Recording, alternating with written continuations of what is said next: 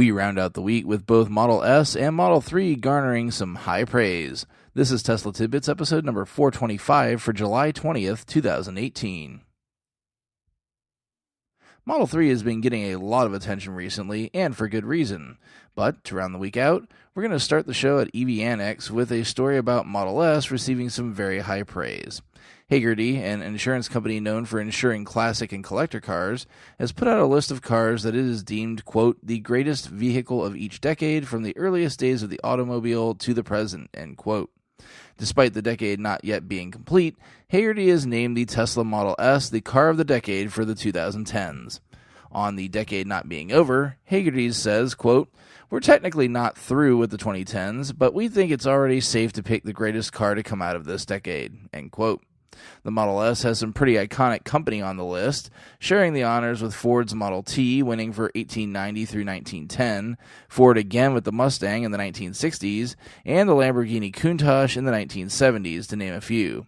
Hagerty's Andrew Newton says of the list, and stick with me here because this is a long quote, cars still work pretty much the same way they always have, powered by a piston engine that's fueled by the black goop that we pump out of the ground.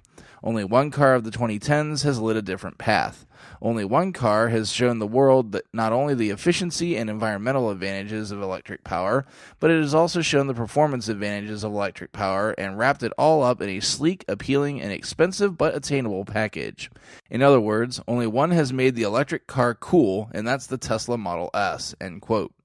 Hagerty's wasn't done piling on the praise, though. Regarding the car's performance, they said, quote, the Model S is just a savagely quick car. The constant torque available from a standstill makes stomping on the accelerator pedal in a Model S both intoxicating and addictive, end quote.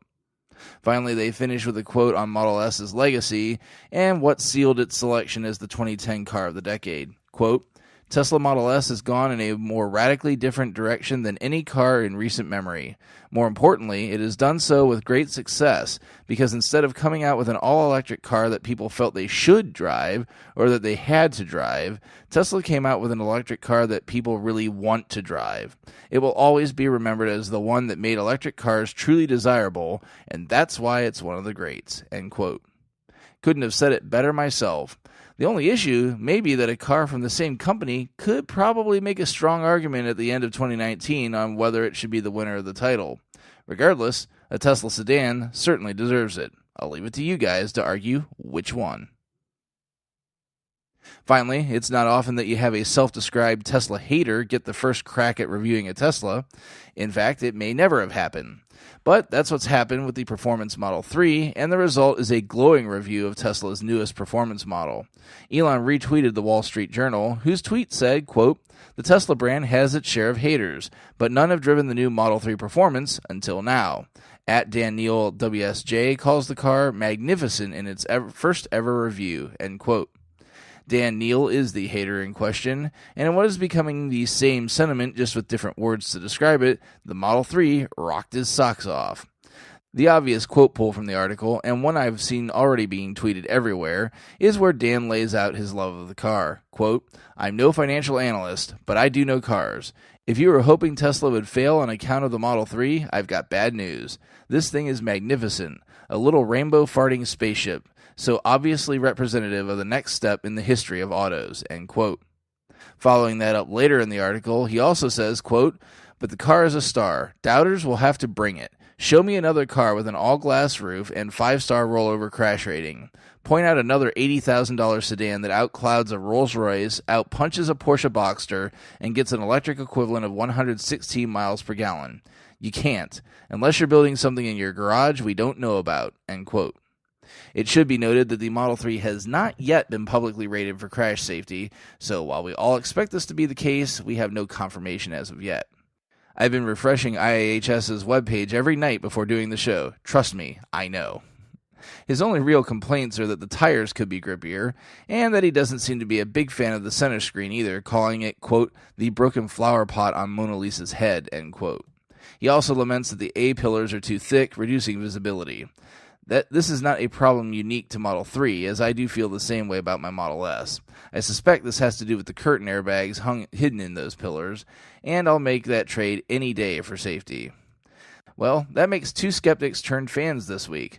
Love hearing these stories, and I suspect that they are far from the last people that will end up in that boat. You can check out the links to the full stories in the show description. While you're doing that, please consider supporting the show financially through Patreon at patreon.com/Tesla Tidbits. We welcome the show's 50th patron today, and another new super patron at that. Michael Pastroni adds his name to the list supporting the show at the $10 plus level. He joins John Waltauer, Drew Schuyler, John Waller, Mark and Sarah Thomas, Ryan Scarborough, Lee Sweet, William Henry Crew III, Dory and Steve Guberman, Bruno Condici, Joey Boots, Ralph and Cheryl Waterhouse, Adam Raymer Brown, Megawatt Photovoltaic Development, Todd Sullivan, Robert Healy, Mitch Long, Zortec LED Canada, Morven Ogg, Blake Thompson, Raymond and Deborah Malkowitz, and T Sportline. 50 of you guys supporting the show now. Thank you all so much from the bottom of my heart. And as always, if you can't support with dollars, that is quite all right. Be sure to show your love with positive reviews and subscriptions on YouTube, iTunes, and other services across the internet. That's going to be it for this week. If you have feedback for me, as always, the best way to be heard is to tweet at Tesla Tidbits and use the hashtag AskTeslaTidbits if you'd like your question to be considered for the show. I'll see everyone back here again next week. Until then, keep it charged and hit the road.